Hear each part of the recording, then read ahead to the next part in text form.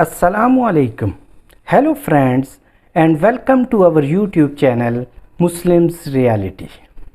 ناظرین، کیا آپ جانتے ہیں کہ ترکی وہ اسلامی ملک ہے جس نے 625 سال تک 3 براعظموں پر حکومت کی؟ اس وقت ترکی کا نام اناطولیہ تھا۔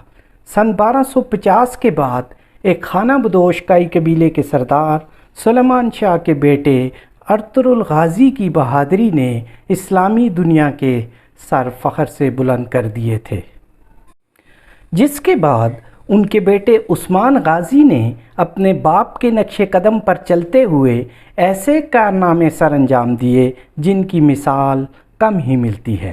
عثمان غازی نے 1299 میں سلطنت عثمانیہ کی بنیاد رکھی، جس نے ایک طویل عرصے آدھی سے زائد دنیا پر حکمرانی کی، مگر آج سے تقریباً 100 سال پہلے اسلامی دنیا کا یہ عظیم ملک انگریزوں کی سازشوں اور اپنوں کی غداریوں کی وجہ سے زوال پذیر ہو گیا، اور شکست کے بعد عظیم سلطنت عثمانیہ 40 سے زائد اسلامی ممالک میں تقسیم ہو گیا اور غیر ترک ممالک کو آزادی دے دی گئی، اور اس طرح اسلامی دنیا کا اتحاد پارا پارا ہو گیا۔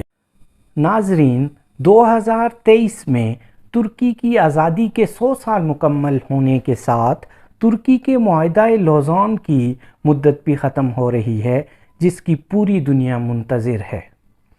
مگر کیا آپ جانتے ہیں کہ معاہدہ لوزان ہے کیا؟ معاہدہ لوزان 24 جولائی 1923 کو سوئٹزرلینڈ کے شہر لوزان میں پہلی جنگ عظیم کے اتحادیوں اور ترکی کے درمیان طے پایا۔ ناظرین، آپ کو یہ جان کر حیرت ہوگی کہ معاہدہ لوزان میں وہ معاہدہ ہے جس کے تحت ترکی کو عالمی سطح پر بطور ریاست تسلیم کیا گیا۔ بنیادی طور پر یہ معاہدہ ترکی اور فرانس کے درمیان ہوا، مگر ایک فریق ترکی اور دوسری طرف برطانیہ، فرانس، اٹلی، جاپان، یونان اور رومانیہ شامل تھے۔ اس معاہدے کی روح سے ترکی کی معیشت اور دیگر امور پر پابندیاں لگا دی گئیں۔ ترکی میں خلافت ختم کر کے اسے سیکولر ملک قرار دے دیا گیا۔ تیل نکالنے کی اجازت سلب کر لی گئی۔ ترکی کی بندرگاہ آبنائے فاسفورس کو بین الاقوامی راستہ بنا دیا گیا، جس کی روح سے ترکی اپنے سمندری راستے سے گزرنے والے غیر ملکی بحری جہازوں سے کوئی ٹیکس وصول نہیں کرے گا۔ ان شرائط پر عمل کرتے ہوئے مصطفیٰ کمال اتا ترک نے سیکولر حکومت کی بنیاد رکھی اور ترکی کو نئے سرے سے منظم کر کے انقرہ کو جدید ترکی کا دارالحکومت اپنے اقتدار کو مضبوط کرنے کے لیے اس نے فوج اور دوسرے حکومتی اداروں میں صرف سیکولر نظریات کے حامیوں کی بھرتی شروع کی۔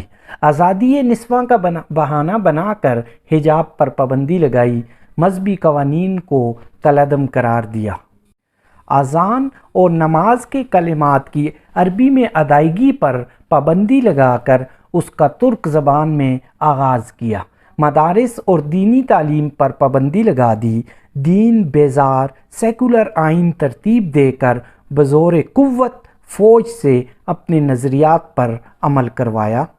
ناظرین، آہستہ آہستہ وقت گزرتا رہا اور ترکی دنیا میں ایک مکمل سیکولر اسٹیٹ کے طور پر نظر آنے لگا، اور پھر اللہ تعالیٰ نے ترکی کو رجب طیب اردوان کی صورت میں ایک سچا اور پکا مسلمان لیڈر عطا کیا۔